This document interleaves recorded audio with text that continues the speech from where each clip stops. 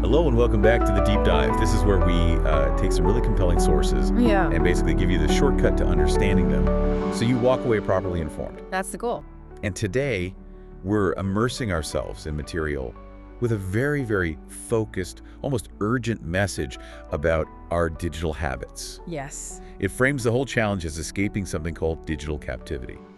And what really jumps out, I think, is the clarity. It's just so direct. Right. It's not asking you to just read passively. It's really demanding that you look through the lines, and decide to proact, not just react. Proact. I like that framing. Yeah. So our mission today is basically to unpack their central analogy, really define the problem as they see it, and then look closely at the path to, well, liberation that they propose. And they kick things off with a fantastic metaphor, don't they? It really sets the tone. Oh, the monkey one. Yes. Exactly. The idea that we're like these monkeys trapped because they won't let go of peanuts in a narrow jar. Yeah. They grab that small reward. And the grip itself becomes the trap. Precisely. Their own grip is what confines them. It's such a universal image, isn't it? And if you think about it, it immediately shifts the focus. How so? Well, it frames this digital struggle not as, some failing of the technology itself. Right, not just blaming the phone or the app. Exactly. But more as a failure in how we value things internally. We're basically holding ourselves captive by choosing that instant little hit over, well, genuine freedom. It's really an analogy about internal accountability now. Internal accountability. Okay, let's unpack that. Yeah. If we're stuck holding on to these metaphorical peanuts, what are they specifically in the digital world? What are we clinging to? Well, the sources are pretty clear on this. They call them fleeting rewards. Fleeting rewards. Yeah, there's immediate temporary hits of validation you get online. The constant stream of likes, notifications, endless scrolling. The usual suspects. The usual suspects, yes. But they argue these aren't just distractions. They actually fuel this constant cycle of seeking instant gratification. Okay, so we're chasing these quick hits, these fleeting rewards. But what's the cost? What are we actually losing while our hand is stuck in that digital jar, according to this material? The material puts it very starkly, actually. The cost is missing out on meaningful life. Meaningful life, that's a big claim. It is. They're suggesting that by always engaging at this sort of surface level, we lose touch with the deeper, more enriching parts of life. And they directly link this clinging state to something they term digital depression. Wait, hang on. That's spelling Depressiona. 2 as is in the middle. That seems very specific. Is that intentional? It really does seem intentional, yes. And an excellent observation. So how do they describe this digital depression? Is it like clinical depression or something else? What are the symptoms they associate with it, specifically in the digital context? Right. That unique spelling seems designed to pinpoint a condition born out of, well, this digital age. The sources don't present it as a formal medical diagnosis. Okay, not clinical. No, more like a widespread state of mental and emotional fatigue. Exhaustion caused by that constant loop of seeking digital validation and the disconnect from real life that follows. And the symptoms? The core symptom described is feeling like a prisoner of our own digital greed. Wow. Prisoner of our own greed. Yes. It's characterized by this sort of low-level anxiety, a restlessness when you're away from your device, but also a sense of emptiness, even when you are scrolling. That makes a lot of sense. It shifts it from just, oh, I use my phone too much, to something deeper, like I feel drained because of how I'm interacting online. Exactly. And it really hammers home that internal accountability idea, prisoners of our own greed. But okay, if we know the rewards are fleeting, as they say, why is it so incredibly hard to just let go? Why is opening that hand, releasing the grip, so difficult? Why choose the cheap hit over the meaningful life? This is where you have to look at the mechanics of the trap itself. The material implies this, even if it doesn't maybe use all the technical terms. The difficulty comes from how these platforms are, well, designed. They cleverly leverage our own cognitive biases. Those fleeting rewards, the likes, the comments, they often arrive on what psychologists call a variable reinforcement schedule. Meaning you don't know when the next reward is coming. Exactly. So you keep checking, you keep pulling the lever, so to speak. It trains your brain to constantly anticipate that next little hit. So it's not just a bad habit, it's almost like a neurological loop that's been installed. Pretty much. We're essentially trained by the technology itself to value that immediate, unpredictable reward more than, say, long-term satisfaction or peace. Uncertainty becomes a tool to keep our attention locked in. That sounds quite powerful. It keeps you hooked. It does. So Okay. when the material talks about being held captive, it's acknowledging that the system is kind of built to exploit our natural tendencies, things like confirmation bias or, FOMO, the fear of missing out. Right, FOMO's huge. Huge. We keep scrolling because we feel like we have to know what's happening, even when rationally, we probably know that 99% of it doesn't really matter to our actual meaningful life. That sounds like a massive force working against us, that whole structure. It is. And yet, this is where the sources seem to pivot quite sharply, isn't it? They make this really strong claim about where the power to change actually lies. They insist the key to freedom is accessible.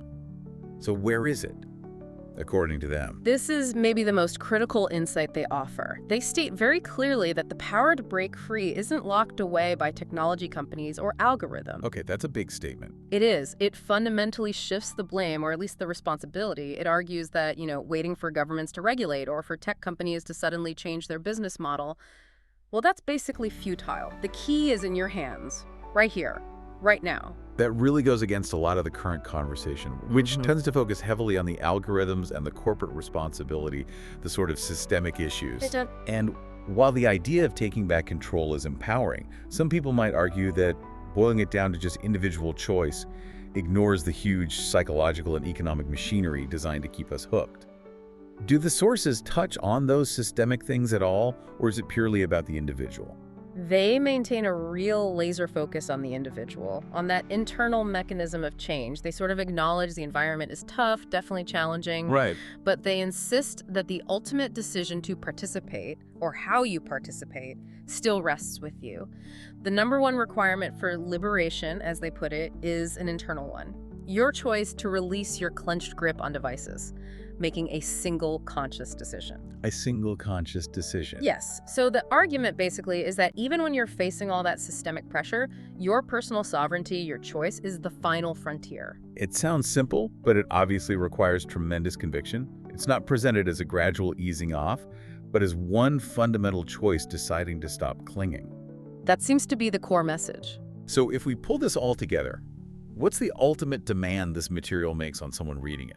What action, what mindset shift is required? I think the ultimate demand is for courage. Courage combined with self-awareness. It's about first recognizing that the very things we often think we value, those digital hits, the validation might actually be the bars of our cage. Seeing the reward is the trap. Exactly. The material explicitly says, true freedom demands the courage to let go of what we think we desire most. It means actively choosing something deeper, more authentic over the easy comfort of that temporary hit. Okay, that sets the stage perfectly for the how. If someone is ready to move from understanding the trap to actually achieving this digital wellness they talk about, what resources do the sources point to? How do they help guide this, frankly, massive internal shift? They do highlight a specific starting point. It's Chapter 0 titled Wake Up from their larger digital depression series. Chapter 0, Wake Up. Yes, and its stated purpose is to be that practical guide, to show you how you can actually reclaim your life from this captivity, how to learn to release the clench, break the cycle. Okay, release the clench, break the cycle. Can you give us a little more insight into the kind of advice someone might find in Chapter 0? Beyond just the title, are there hints in the source material about the practical steps or strategies needed to turn that single conscious decision into something sustainable? Right. While the main thrust seems to be establishing that crucial internal choice first. The mindset shift. The mindset shift, yes. The sources do imply that this resource, Chapter 0, provides the practical framework needed to actually do it. So we're likely talking about concrete actions. Like what? Things like perhaps actively redesigning your daily routine, implementing specific strategies for managing notifications, not just silencing everything, but consciously deciding which alerts genuinely serve that meaningful life goal. And maybe techniques for reconnecting with physical hobbies or offline social interactions, stuff like that. The underlying idea seems to be, first, the courage to let go, then the discipline to build something better in the space you've created. So it moves from the philosophy to the practical architecture of a different way of living. That seems to be the progression, yes. And this isn't just aimed locally, is it? What did the sources say about the scope or mission of this project? No, definitely not just local. The reach is intended to be global. The sources make a point of saying that this key introductory content, the wake-up chapter, is available in 9 languages. 9 languages, wow. Yeah, on a dedicated channel. And the mission is stated very clearly. They aim to reach families worldwide who are ready to experience genuine freedom in the digital age. Families worldwide. That suggests they see this not just as an individual struggle, but maybe as something impacting family life, community, connection. Exactly. It frames digital captivity as a potential crisis affecting the very fabric of families globally. And that leads to the final goal mentioned in the material, which sounds quite hopeful, quite collective. It does. It says, let us transforming together and rescue more lives. Let us transforming together. It casts personal liberation as part of a larger movement almost, a shared effort for global wellness. Precisely. It takes the private act of, putting down your phone or changing your habits and connects it to a shared journey, a journey towards reclaiming something more authentic.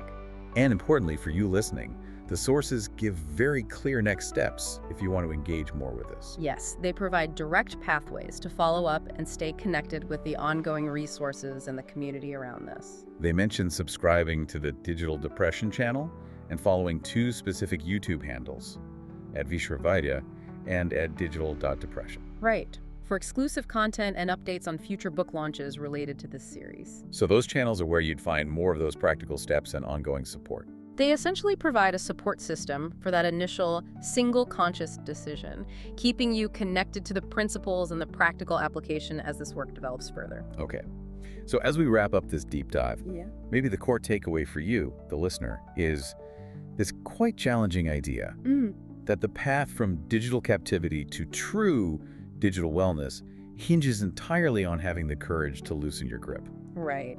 Releasing those small, instant digital rewards, it demands the awareness to make that one critical choice, perhaps again and again. Every time you pick up the device, maybe. Perhaps. And if we connect this back to the bigger picture presented in the sources, it's quite a radical thought, isn't it? They suggest the primary obstacle isn't the tech itself, not really. But our own minds. Yes. Our ingrained psychological resistance to letting go of things, the likes, the notifications, the endless scroll things we think we want or need, but which are actually imprisoning us. It requires a fundamental reassessment of where we place value, especially the value of our attention. That definitely leaves us with a powerful, maybe uncomfortable question for you to ponder. The source material clearly identifies those fleeting rewards, likes, notifications, scrolling.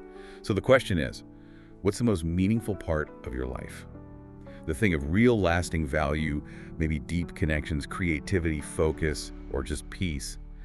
What part of that are you currently putting at risk by not finding the courage to make that single conscious decision, to let go of that digital peanut? What might you be sacrificing for that quick, cheap hit of validation? Something to think about.